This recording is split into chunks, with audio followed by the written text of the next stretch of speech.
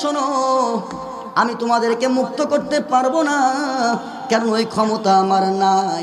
আমি তোমাদেরকে মুক্ত করতে পারি, তবে শর্ত আছে। গভীর রজনীতে আল্লাহর কাছে কান্নাকাটি করব, আল্লাহর কাছে দোয়া করব।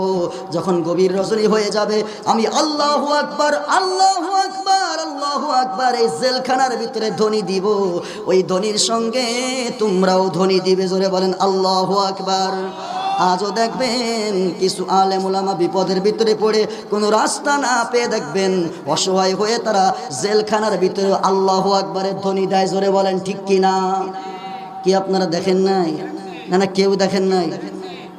এইবার আমার ভাইয়েরা, নবী মানুষ জেলখানায়, আর আমাদের সমাজের এক শ্রেণীর মানুষ ওরা কয় হুজুর মানুষ যদি ভালোই হবে তাহলে হুজুর মানুষ জেলখানায় কেন? জোরে বলেন ঠিক কিনা? কয় কিনা?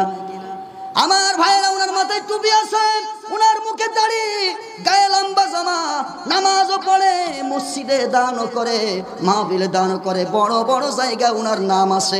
অথচ ওই লোকটাই বলে ওরা যদি খারাপ হয় ওদেরকে ধরে ধরে এমন পিটাই কেন? বলে কিনা? জোরে বলেন।